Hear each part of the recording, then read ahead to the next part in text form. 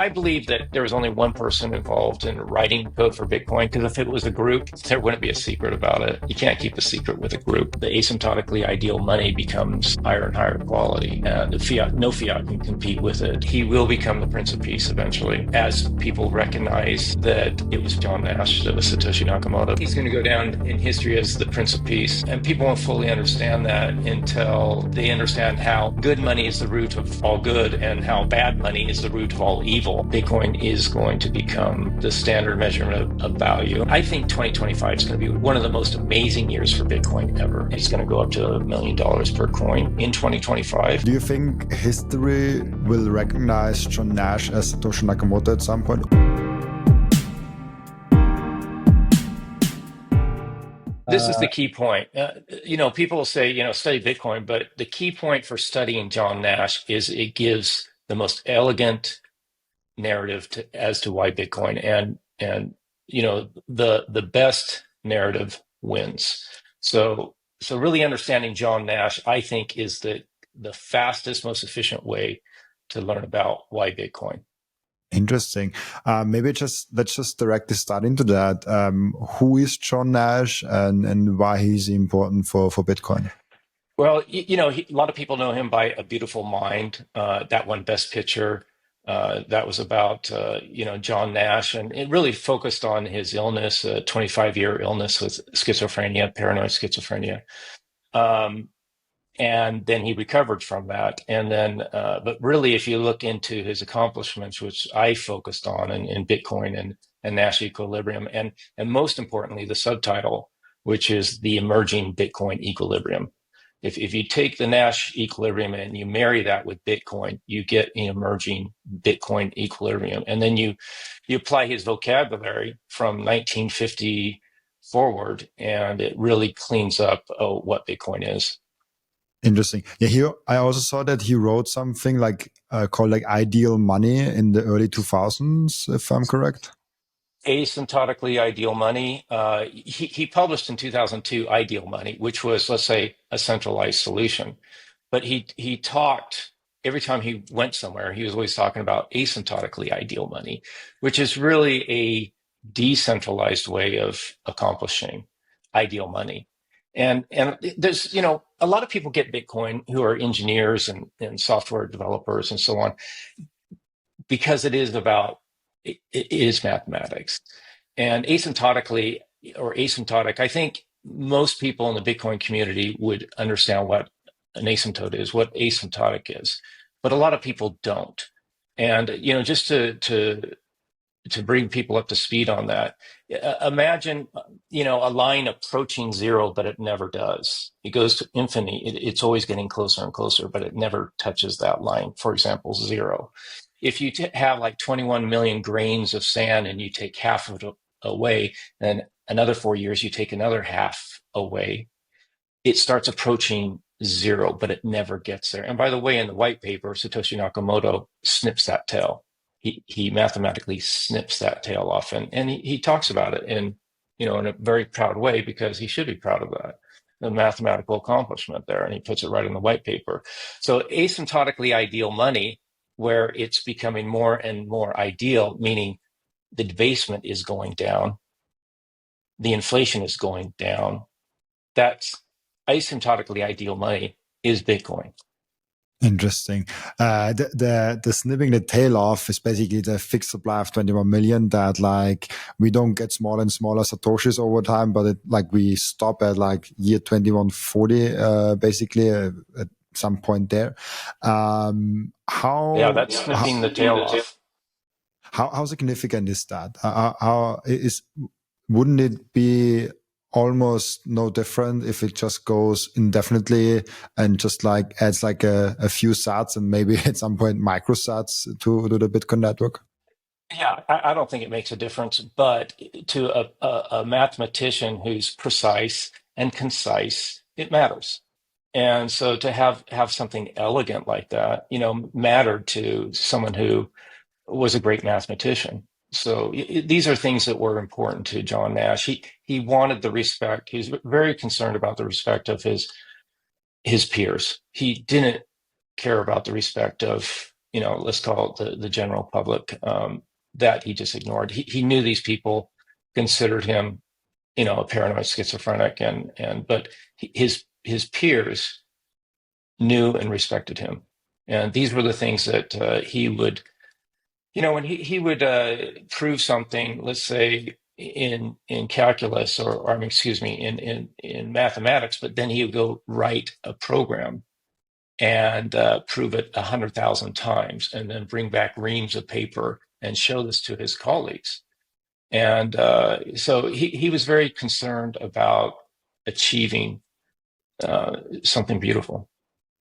Interesting.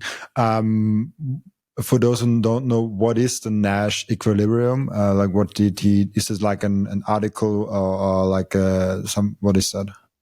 To really understand, John, the Nash Equilibrium, I think you need to understand the history. I mean, back in 1950, this young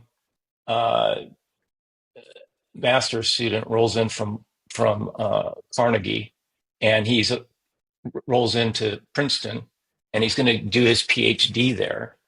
And von Neumann was this well-known guy. He'd already published a book in 1944, Theory of Games and Economic Behavior. And von Neumann, he did the mathematics on lensing the atomic explosion, and for inventing the atomic bomb. And so he was right up there with Oppenheimer and some of these other people. So he had this young kid who rolls in there and talks about game theory, and he simplifies it into non-cooperative games. And he takes all these concepts of coalitions and von Neumann ideas, these very hierarchical ways of doing things, and just writes it off as being, not relevant. And von Neumann, when he was in his office talking to him about the equilibrium, von Neumann just says that it's too simple. And it really harkens back to really the father of modern economics, Adam Smith, and The Wealth of Nations, that was published in 1776. It really breaks it down to something that simple. It's just a law of supply and demand. But what Nash did, he says, look, it's not just some invisible hand. Here's the mathematical relationship. It's multiple axioms and theorems, and he published that in a short paper which is geometric and indisputable, and it establishes an equilibrium. Really, one of the axioms is a fixed point theorem, and some other axioms or theorems. And there's about 4 things that tie together, generally speaking. And it's a short paper, and that became, that's what he won his Nobel Prize. After his 25-year illness, it was referenced and cited so often that it was just natural that he would win that after he recovered from his illness, and he won the Nobel Prize.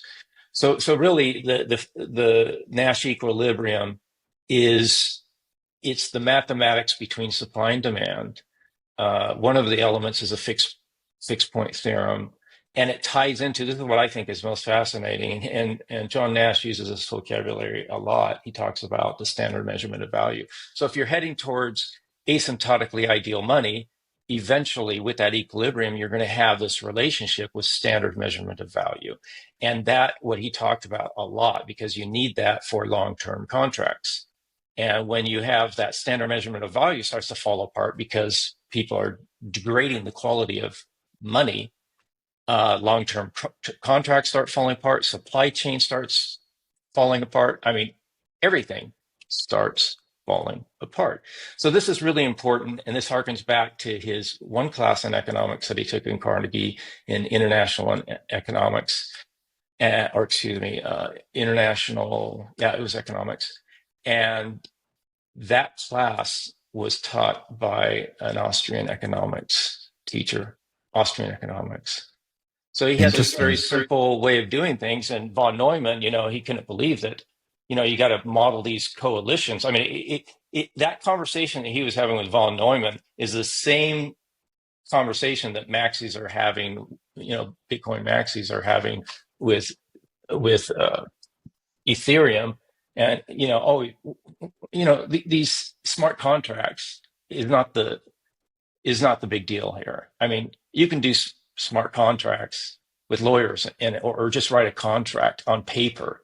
It's a secondary issue. The real central theme here of why Bitcoin is displacing these lesser quality monies, such as the US dollar, is displacing it over time as the asymptotically ideal money becomes higher and higher quality, and no fiat can compete with it as it approaches zero, and so you'll get that equilibrium. It's going to continue to move, but eventually it's going to stabilize, and then you're going to have this standard measurement of value with increasingly everything. Interesting. So it's basically the theory that we will have to get to one money protocol at some point, and this is the most pristine money, the most sound money, the most whatever you want to call it money. Yeah, when you talk about Bitcoin equilibrium, or let's talk about standard measurement of value, essentially in the long run, you're only going to have one. You're only going to have one. So what does that say about all these? Oh, we have more features, we have more functions than Bitcoin. That's not the point. That goes back to this von Neumann.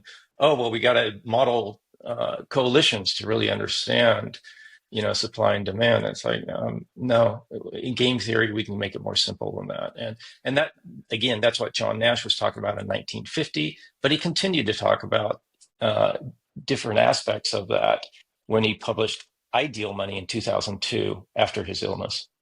What were he talking about then? Like, what was the difference there? Ideal Money was, look, let's get the international community together. Let's figure out some kind of index of commodities or energy or whatever, and let's build high quality money. But after a while, he always, when he went to talk about this around the world at different campuses and different venues, he would say he was going to be talking about ideal money, but he would really start talking about asymptotically ideal money, because fundamentally, John Nash considered politics and religion to be ineffectual. And so he looked at what he told his friend at lunch, he was working on the Big Bang. A lot of his recovery, his self therapy was just programming. And so he did a lot of programming, and he also did C++, by the way. So he was a great mathematician. He was a great cryptographer, published a paper not published a paper, Nash Cryptography, 1955, sent it to the US government to help them there. Great cryptographer, great mathematician, great programmer. So he has all these elements for a lone genius to put it together. You said also something about the theory of game, basically game theory. What was this, him or was it someone else? Well, von Neumann, he published a paper on theory of games and economic behavior in 1944. Nash published his dissertation, which got his PhD before he was 22, on non-cooperative games. And what's interesting about non-cooperative games is if you have a medium of exchange that is neutral, what that means is you'll get cooperative behaviors between non-cooperative parties. This is something that Adam Smith talked about. A butcher isn't really doing his service because he wants your family to have a nice meal at night. He's self-interested. And so through what Adam Smith called the invisible hand, you get food on your table from the butcher. But what John Nash described very succinctly, he talked about non-cooperative games, and from that comes these cooperative behaviors, especially in international relations. And that harkens back to the course he took in Carnegie, taught by that Austrian economist. how do you see that with all the things that you have learned from John Nash and all the other things? How far along are we that Bitcoin will be the global standard measurement unit? I feel like we are still like very early. We're still like very small, but we kind of see more and more of that window. We see that we are talking more of like companies adopting Bitcoin, more nations adopting Bitcoin, individuals adopting Bitcoin. It feels like we are at the beginning of some S-curve adoption or some major event happening. How do you see that? Yeah, clearly we're in a situation of game theory, right? And the highest quality money is going to win. But even the way Bitcoin was designed, it was designed with game theory. You take, for example, mining in a decentralized fashion, which is, that's game theory. It's the longest chain wins. They don't want to do $100,000 worth of mining and then put in a bad transaction that's going to be rejected later on. So they're incentivized to keep it honest and keep the chain or keep Bitcoin decentralized. So yeah, I think Bitcoin is going to become, the standard measurement of value. I believe that I want to bring up a point here. I just talked about game theory. And if you look in the white paper, a lot of these meme coins out there that say, look, we've got we can do a transaction just like Bitcoin without a third party. But what they miss is that the second innovation that Satoshi Nakamoto talked about was the decentralized governance. And by the way, that was a long-term need that John Nash was working on in the 1990s. And so he had these long-term heartfelt needs, and Adam Bax has satisfied both of those needs. It is, a decentralized digital transaction. That's number one. Everyone understands that. But what these other meme coins don't understand is that Bitcoin has decentralized governance. So Solana, Ethereum, none of those guys understand decentralized governance. That's the key point. So if you don't have one, you can't have the other. You got to have both, and otherwise you're going to get regulatory capture, and it can be corrupted. Bitcoin is the most decentralized, especially when it relates to governance, and that's why Bitcoin is asymptotically ideal money. It will approach zero in terms of its debasement, and the inflation rate will go to zero in 140 years. But we know it's because of its value keeps increasing that it actually rewards, because it goes up in value, the savers, the wage earners, the conservationists, and those who are using it for long-term contracts in terms of investment. So it benefits all of those parties in terms of having the medium of exchange in terms of money going up in value, as opposed to it being debased, which rewards those who are in debt, such as the government and the banks. I also love that Bitcoin rewards responsibility and rewards those who can take responsibility, and kind of finds those who are not able to take the responsibility. And which brings us to the point that it's even like deflationary, because people lose their coins. People maybe want to also give the coins away when they are dying and stuff like that.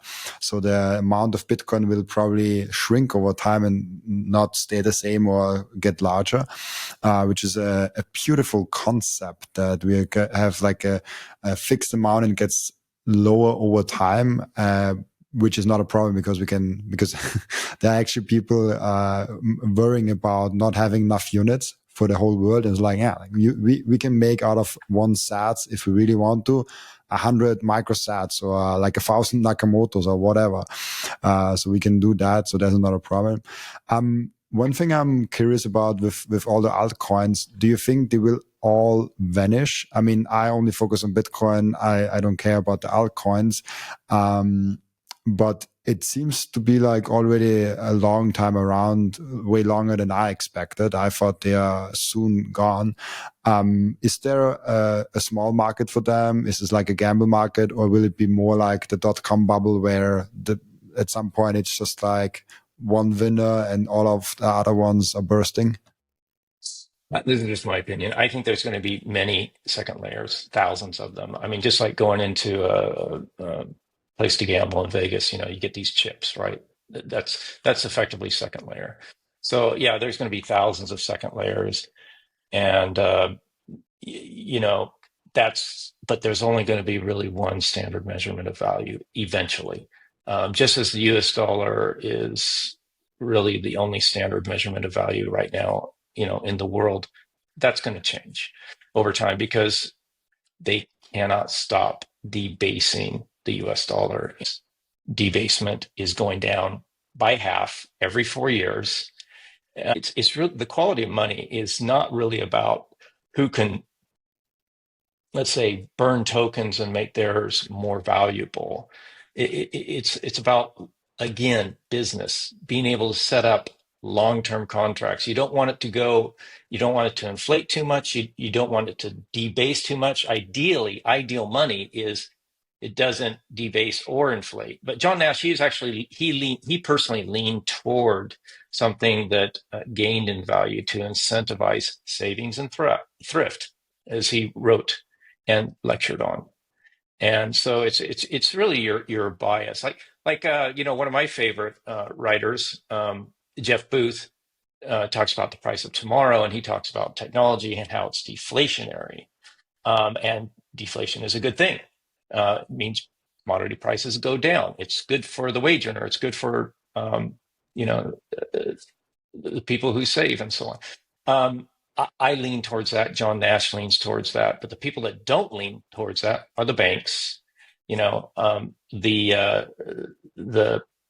deficit spending governments, the authoritarians in the world, the tyrants that want to be able to print money.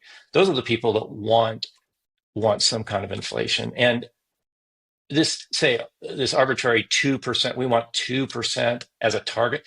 That's ridiculous. Why is that a target? The ideal money is zero inflation.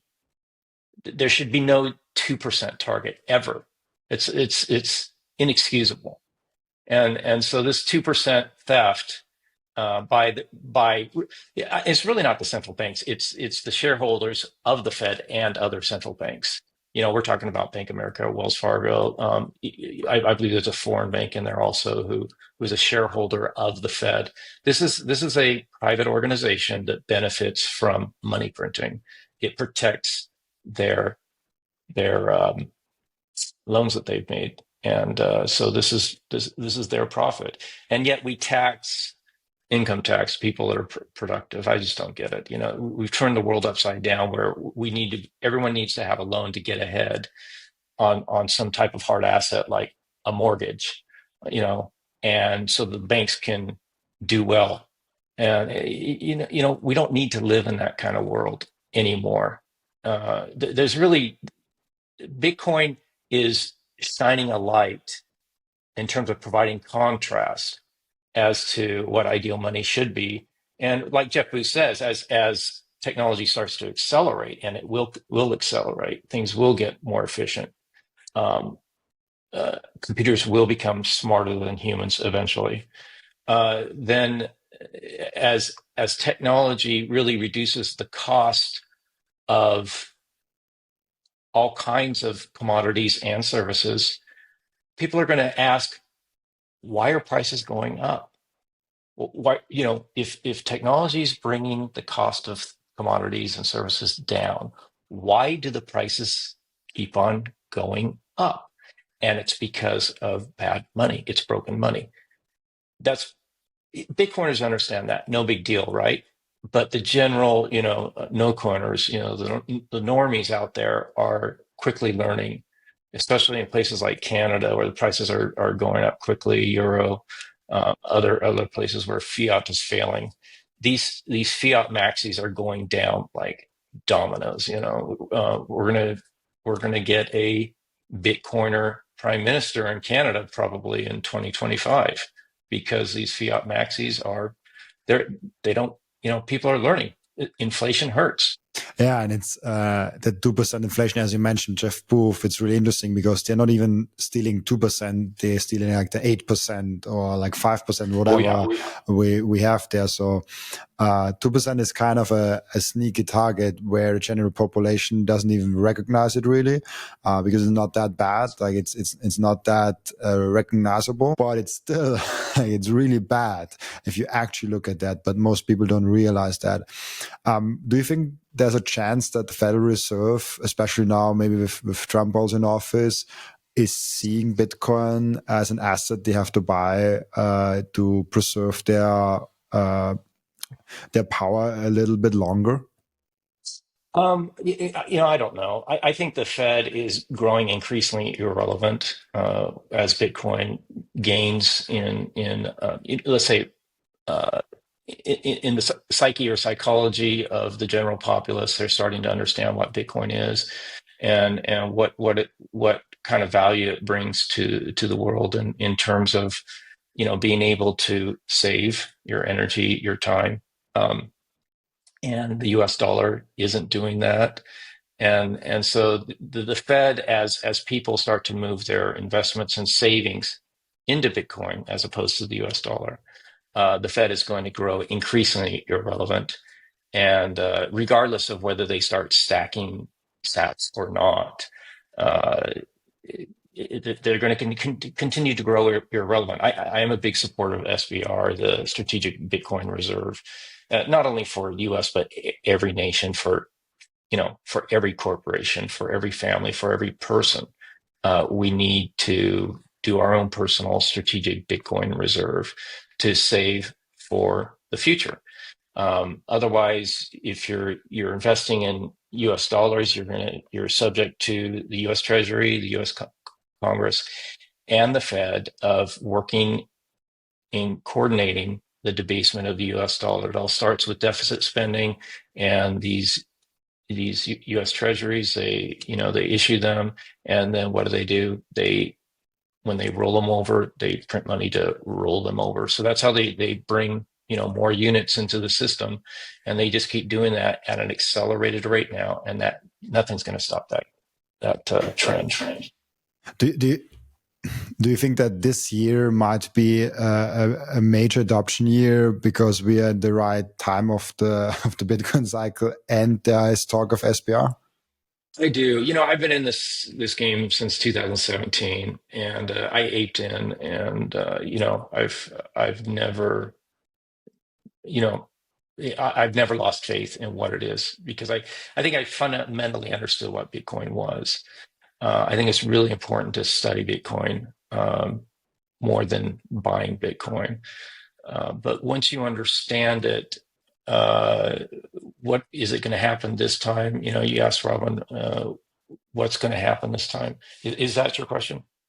Oh yeah, absolutely. Like, what do you think happens this time? Because I think we are the best year when we take the 4-year cycle theory. We had like a really good year for Bitcoin in 2025, 1 year after the halving, and we have corporations in. Now we have nations with since 2021 with El Salvador in, and now this America is talking about a strategic Bitcoin reserve, which is completely crazy for me that they are doing that so early. So in my mind, I always imagined Bitcoin having like a huge catalyst event or year or a short time frame, and I'm just thinking of like 2025 could that year be? Yeah, and I was kind of doing a little dance there, and the reason why is I don't really like talking about price. I want to talk about the background of Bitcoin, of John Nash, and how it came to be. But let me just jump in both feet. I think 2025 is going to be one of the most amazing years for Bitcoin ever, and I'm partial. I think I think it's going to go up to maybe up to $1 million per coin in 2025, and then it's probably going to crash back to 500,000 in 2026. I think in 2025, or somewhere in between there, somewhere between 200,000 to 1 million, that's where it's going to probably top out and then crash out and build some kind of equilibrium around 500,000 after that. But I could be wrong. It could be double that, or it could be half that. I don't know. But that's what I'm thinking, because the reason why I feel that way, and it is just a feeling. I mean, we're talking about probabilities here. Uh, it's because game theory is really kicking in between corporations, between nations, between, it's not really retail. It's really the big corporations, and the bond markets are, they've been losing on bonds for 3 years now. And, MicroStrategy is providing a way out, by having these convertible bonds. And so, yeah, I think that's going to be an accelerating trend, not only from MicroStrategy, but for other corporations that are trying to find a way out of the melting dollar. I partnered up with Coin Vigilante. This is the most beautiful Bitcoin timepiece that I ever saw created by anyone. Look at that beauty. I love it so much. Coin Vigilante made a perfect Bitcoin watch. That's the perfect, subtle, elegant way to go out there and show that you are a Bitcoiner. And that watch brand is Bitcoin only. And Coin Vigilante just dropped a completely new and amazing Genesis edition of their watch collections. You have the date of the first ever mined Bitcoin block in there, and of course also the block height and which epoch we are currently in. I love the level of detail they put in this masterpiece, and make sure to check out those amazing Coin Vigilante timepieces down in the descriptions. I love those watches so much. If you watch or listen to my podcast on a regular basis, I guess you already bought some Bitcoin. And now the most important step is to keep the Bitcoin. Keep them secure in a hardware wallet. My personal recommendation for hardware wallet is the BitBox. It's super secure. It's simple to set up. It's also a perfect gift for a friend who has still their Bitcoin on an exchange. And you can get a 5% discount with the code Robin at the checkout. Visit bitbox.swiss/Robin to get your BitBox. And the next step is to really level up your sovereignty as an individual.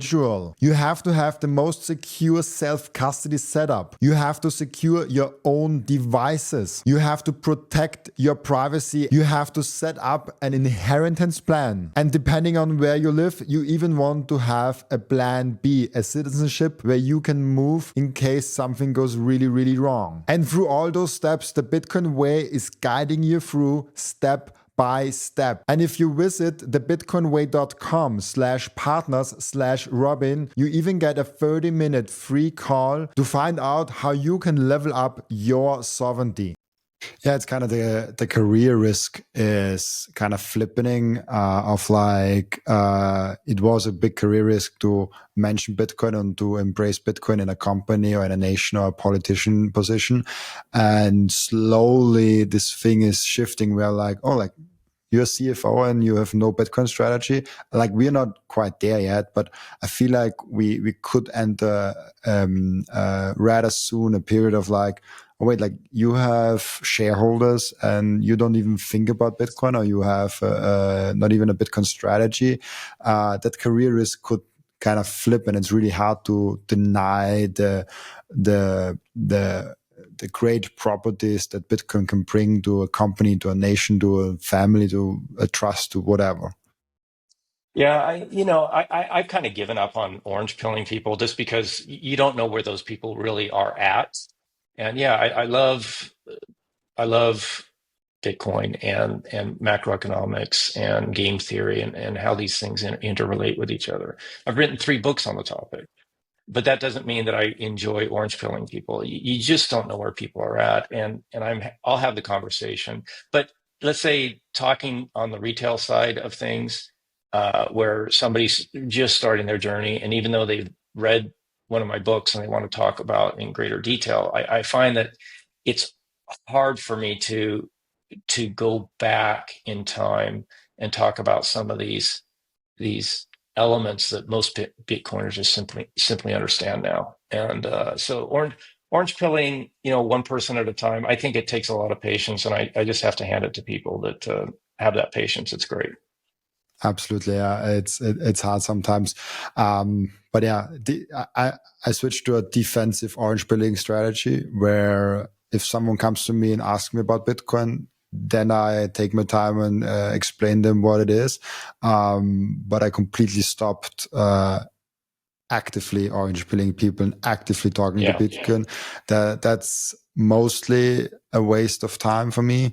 What I do, I got invited to a small gold meetup conference with like 100 people in Austria, and they asked me to talk about Bitcoin because they want to explore Bitcoin as a new idea and maybe exploring it as for the small community that they have. And I was like, of course, I like to talk to gold bugs about Bitcoin. That seems to be a good use of my time and probably also fun. But yeah, outside of that, I don't do a lot of orange pilling. You also, I cannot, in the email that you sent to me, I think you also mentioned some parallels that you see between John Nash and Satoshi Nakamoto. If I'm Yeah. correct, what do you see there? What did you highlight there?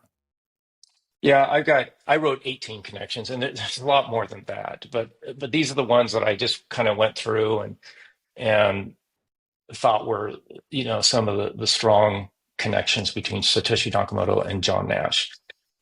And so the book is really a biography, Bitcoin and Nash Equilibrium is really a biography about John Nash. And so I cover his history, and then halfway through the book, I jump into these 18 connections that I call, 18 signature attributes between Nash and Nakamoto.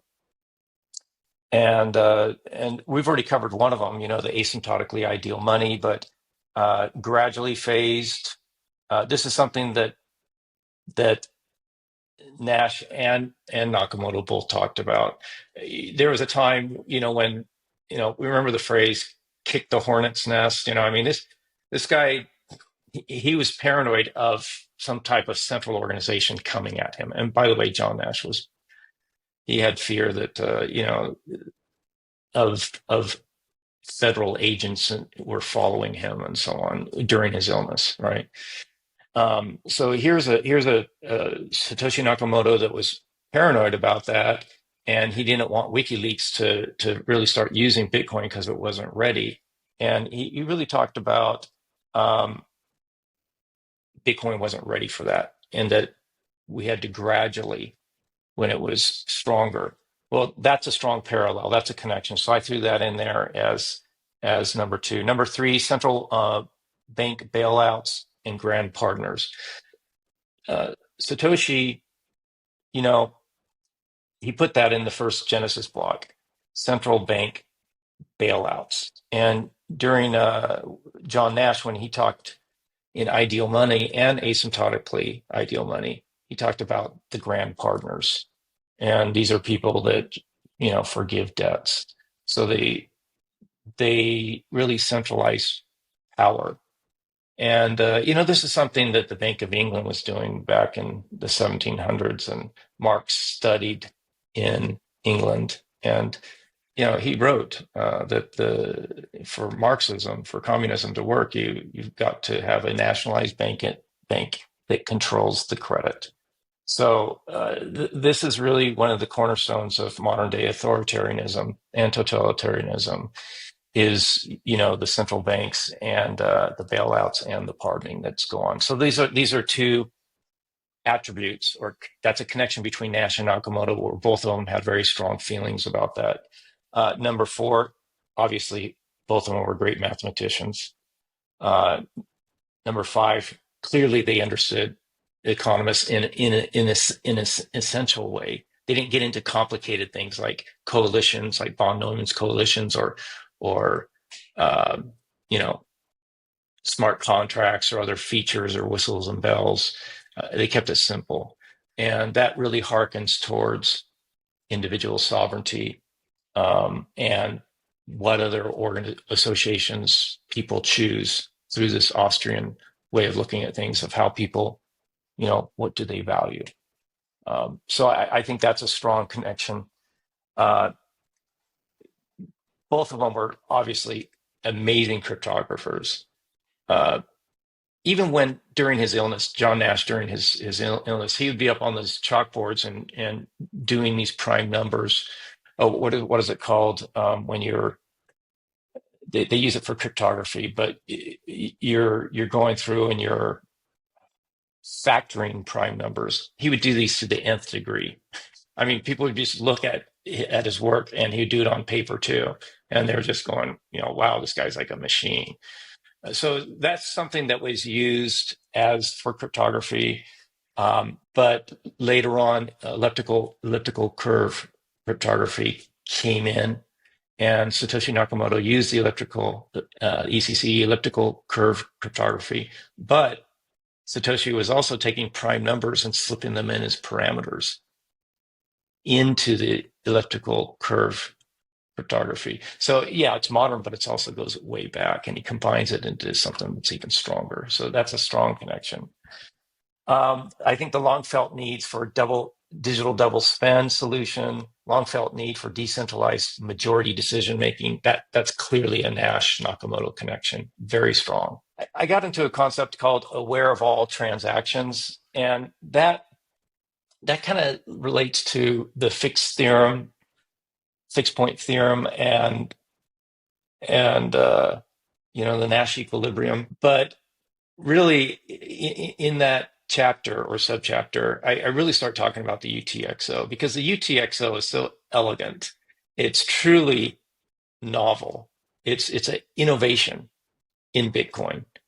And so, you look at how elegant that is. It's like, oh man, that is so beautiful that this is the kind of John Nash work that he did, in 1950 on his dissertation. He really was a lone genius in what he brought out of those times away. His peers recognized him as, this guy's a genius. In fact, his recommendation going from Carnegie to Princeton, 2 words, or just a sentence, this guy's a genius. Got him in, because of his work. So yeah, I think that the UTXO is a strong connection. Aware of all transactions, yeah, that's still a connection, not a strong connection. Calm, knowledgeable, collaborative, precise, no arrogance. This is something that, what was it, Judge Malore, I can't remember his name, described Satoshi Nakamoto in comparison to Craig Wright, which was just the opposite of all those. And yet, people who know John Nash, that was him. He wasn't arrogant. He was precise and concise and knowledgeable, and he was not arrogant. He was a humble guy. So I believe is a very strong connection. The use of plural pronouns. When you read the white paper, he speaks in a plural way. I believe that there was only one person involved in writing the code for Bitcoin, because if it was a group, there wouldn't be a secret about it. You can't keep a secret with a group. So I believe it was a lone genius, a beautiful mind that put it together. And if you look at his papers back in 1950 and later, he's always speaking in plural, even though he was the only author. So the Bitcoin white paper and his previous publications, they have that plural connection. I believe that's a strong connection also. Definitely remnants of a paranoid secret world. Satoshi working with pseudonyms and disappearing and all that. That's a remnant of a secret world. And John Nash still maintained, he understood what was considered to be mentally ill. But that doesn't mean it goes away. It was still in him in terms of his fears of centralized powers, people controlling or so when kicking the hornet's nest and Satoshi just disappears, most people don't have those kind of fears.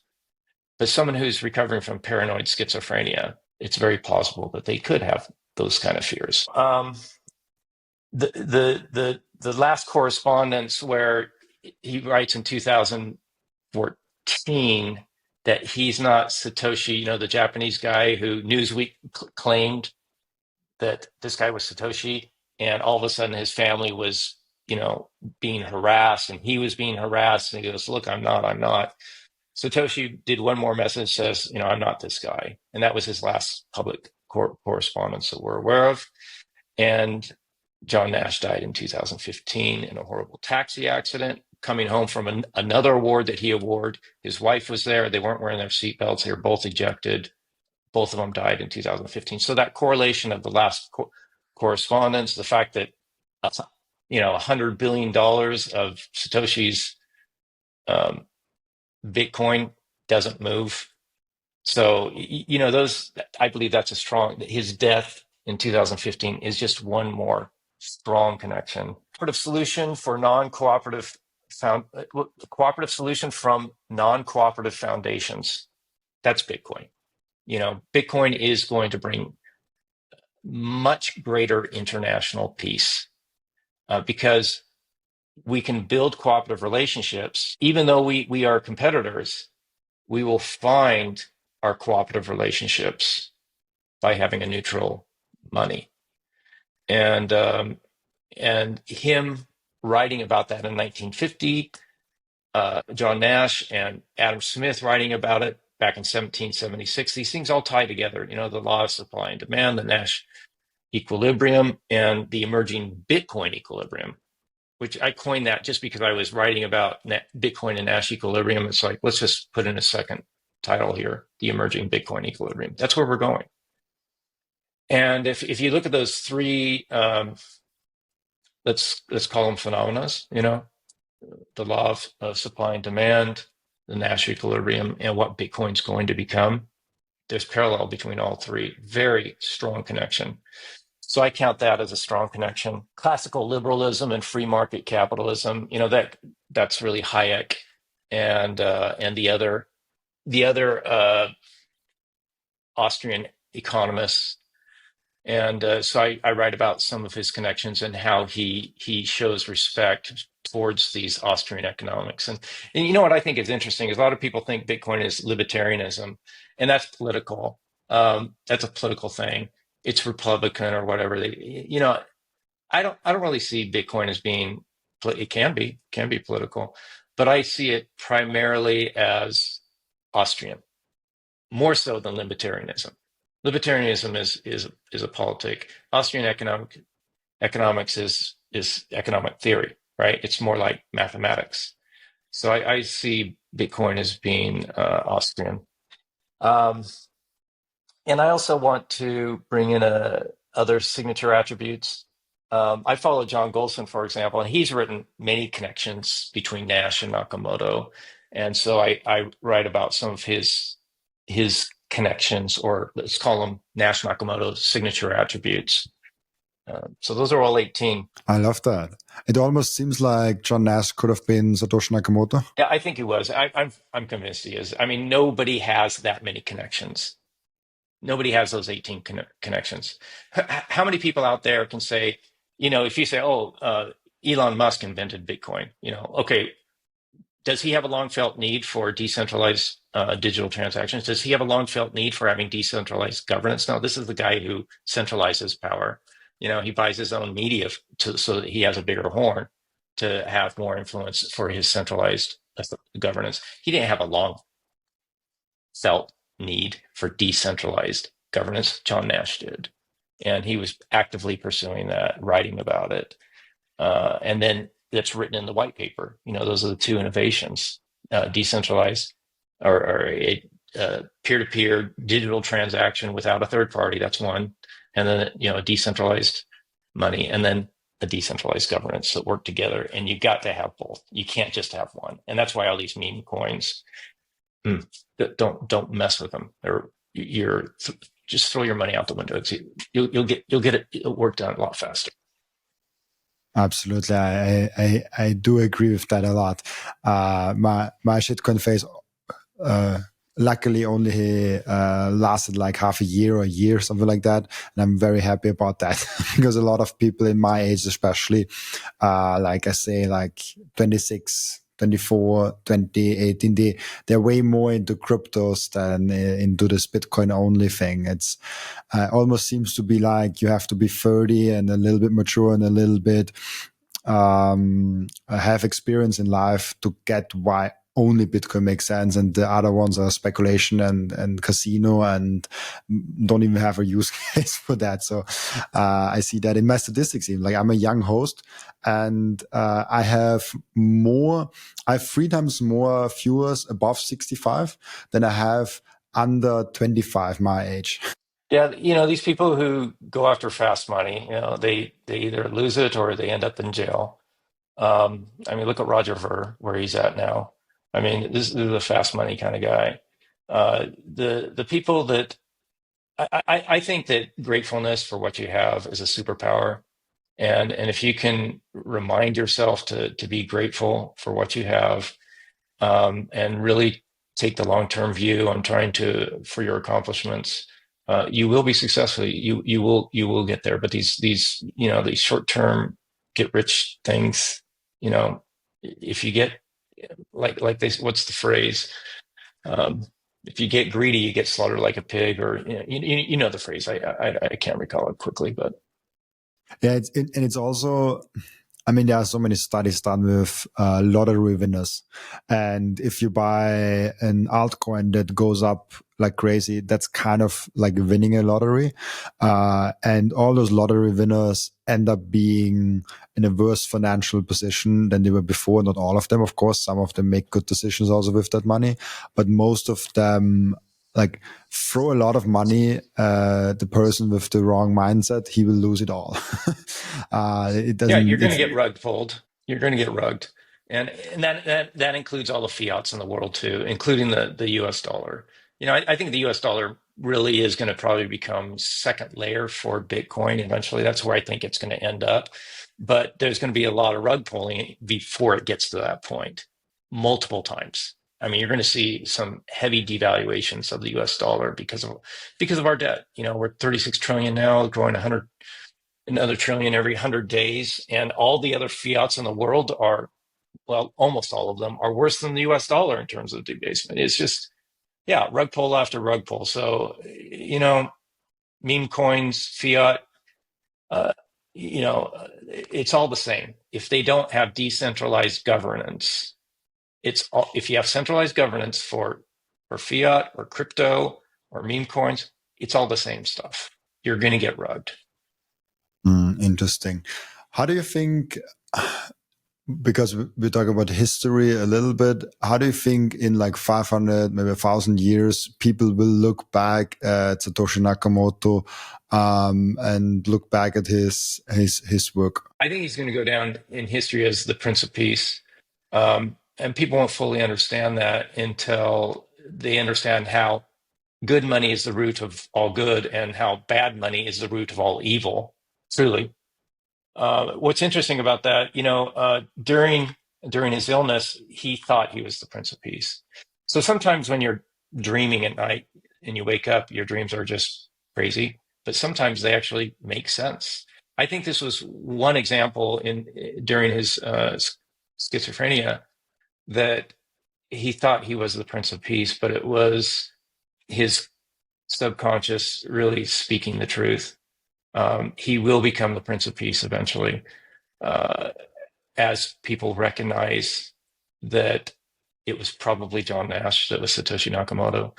I firmly believe they're the same person. Nakamoto and Nash are the same in my mind. And you don't have to believe that if you study Nash, regardless of whether you believe that or not, you're going to understand the John Nash narrative, which, by the way, you can copy and paste and apply it to Bitcoin. So it's very valuable to study Nash, Ideal Money, and Asymptotically Ideal Money, and his biography to understand Bitcoin. But the point is that, yeah, he also thought some other crazy stuff, like he thought he was the ambassador of Antarctica. Okay, that's nutty. I mean, that's what we call schizophrenia. Why are people schizophrenic?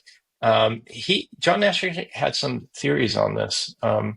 He felt, I write about some of the stressors that were in John Nash's life.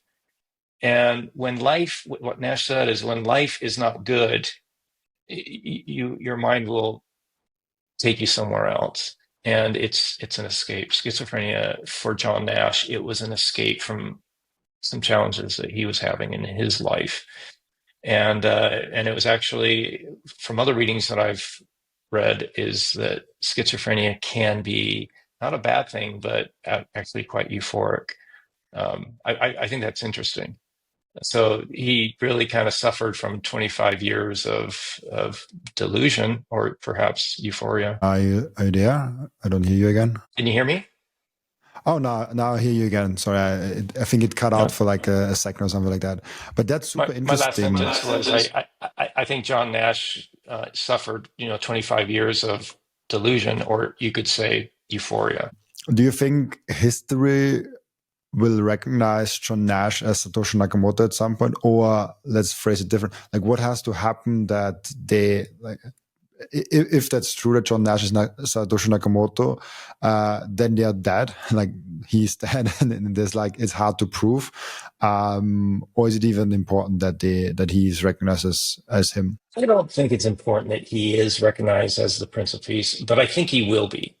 Uh, I think it's important to study his biography and his contributions to economics, which are amazing. I think understanding Nash Equilibrium, non-cooperative games, in comparison to von Neumann, and why it deserves the Nobel Prize. Clearly, that will give you a clean narrative as to why very simple Bitcoin is doing well and will continue to do well. So, is he going to be recognized for being the Prince of Peace as he thought he was during his 25 years? There was a period where he thought he was the Prince of Peace. But there's also the idea that he thought he was the ambassador of Antarctica. Okay, so like I said, in your dreams when you wake up, you may have a nutty dream, but sometimes your subconscious creates things that are, quite insightful.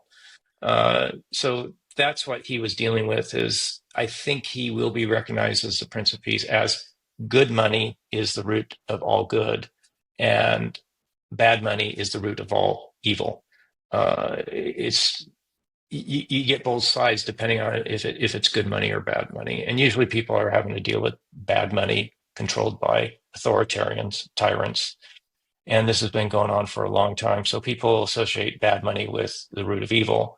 Even the Romans were debasing their coinage, and it threw humanity into a very long dark age, the Dark Ages, right? And we came out of it because we had good money. The florin was printing, in Italy, they printed the gold florin without debasing it. And that established all these networks in North Africa and across Europe. And we had this renaissance. And Bitcoin is going to generate that renaissance, not just for the country that adopts the SBR first, but it's going to build these international networks that really allow supply chain to optimize, commodities to levels that we've never seen before. That's fascinating. I also love the connection between John Nash and Satoshi Nakamoto. I honestly never heard about John Nash till today. I will definitely go down a rabbit hole from here on. I think that's really interesting. And did I forget to ask anything? Is there anything that you would like to add as we are closing down on the 1 hour mark? Is there anything that it's really important about John Nash or about his work to say here before we end up? Yeah, I think I'd like to cover just four things, and this is, what is the price? What is the price for the Bitcoin equilibrium? Now, it's not just a matter of number goes up, but eventually we're going to get to an equilibrium and things will start to stabilize, and we'll have a standard measurement of value for almost all things. So what is the price from that Nash equilibrium? What is the price from a Bitcoin equilibrium? And that's where I believe we're going to get rid of insidious inflation. That's going to benefit the wage earner.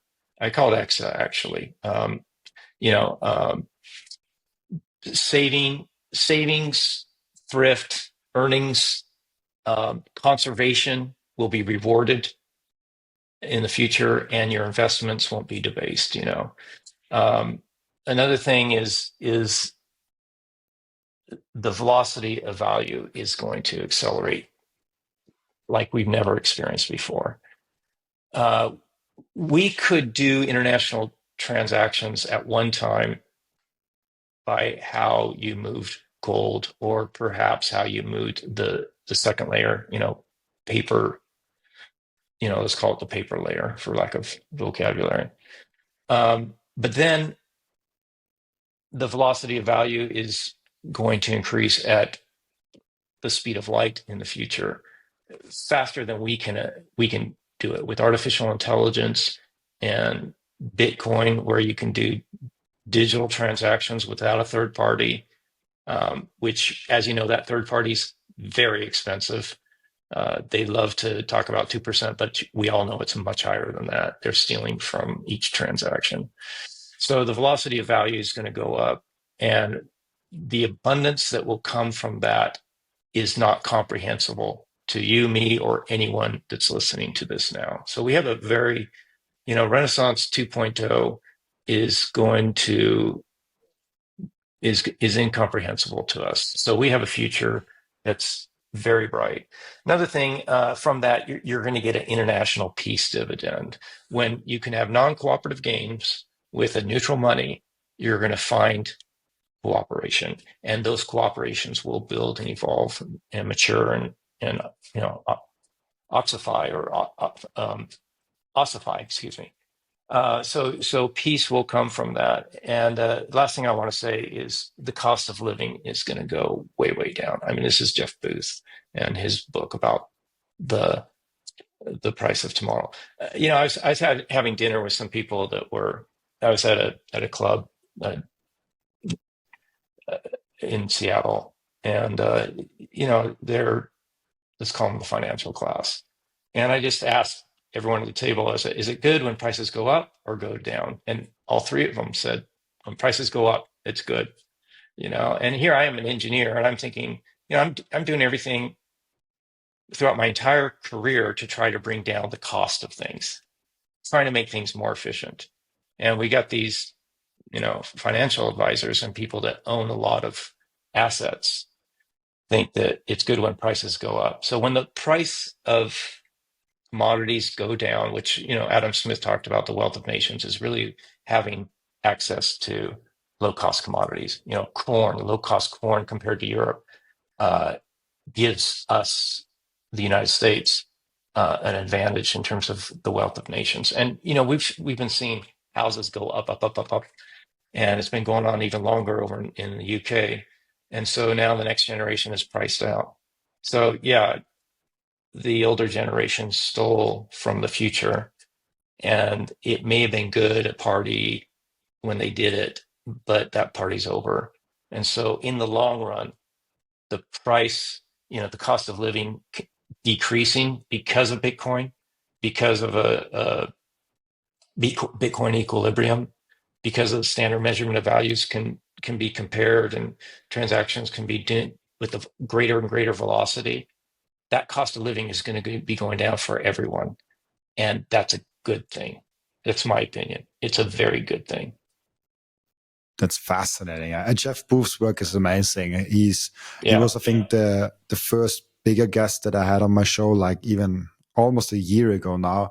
And yeah, Jeff Booth is always an amazing thinker, and great to hear him talk. I love to listen to him. I think it's great what he's doing. A great writer, great speaker.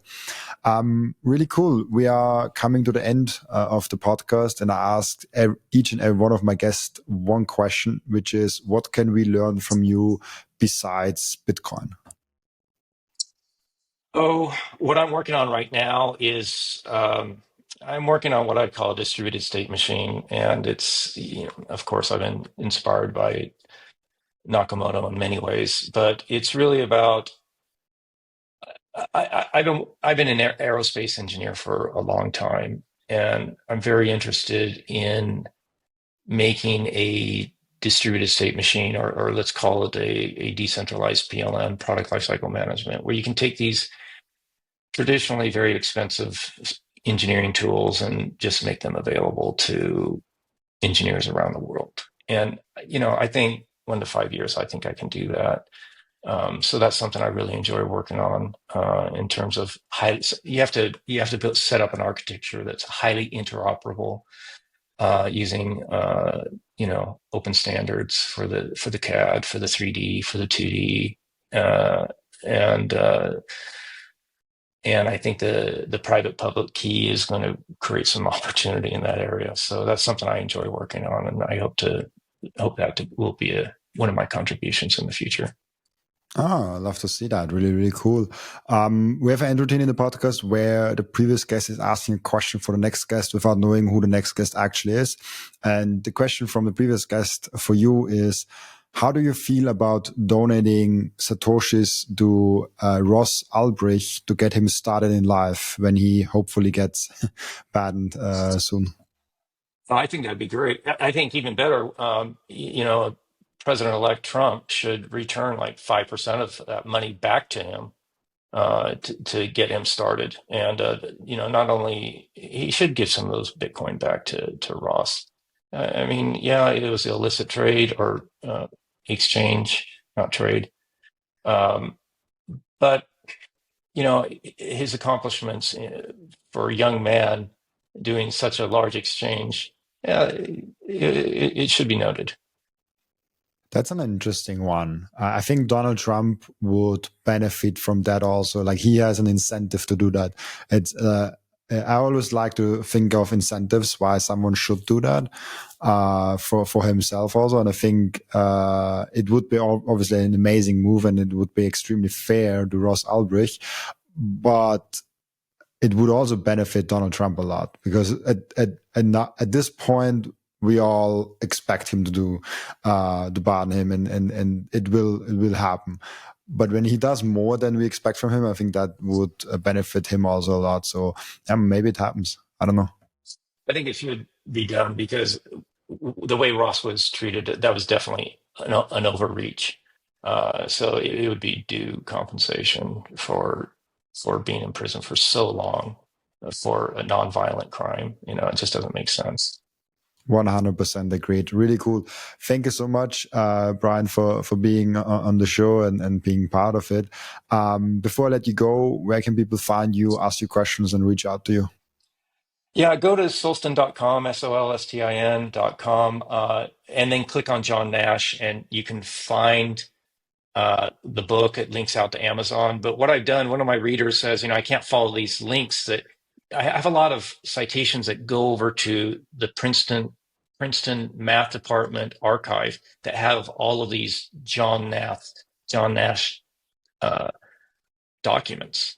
And so I have about 70 footnotes, and a lot of these you can directly link, but the links were so long that they couldn't type them in. So I just wrote all 70 of them there. I don't have live links that go into A Beautiful Mind, but the live links that go into the Princeton Math Department, you can read the book and follow the links, and then you can read in context where these quotes are coming from. And that context is valuable for really understanding the spirit of John Nash. Really cool. Thank you so much for that. Also, thank you so much for everyone that is watching and listening, for joining us today. As always, I'll be back tomorrow with another episode. Bye-bye.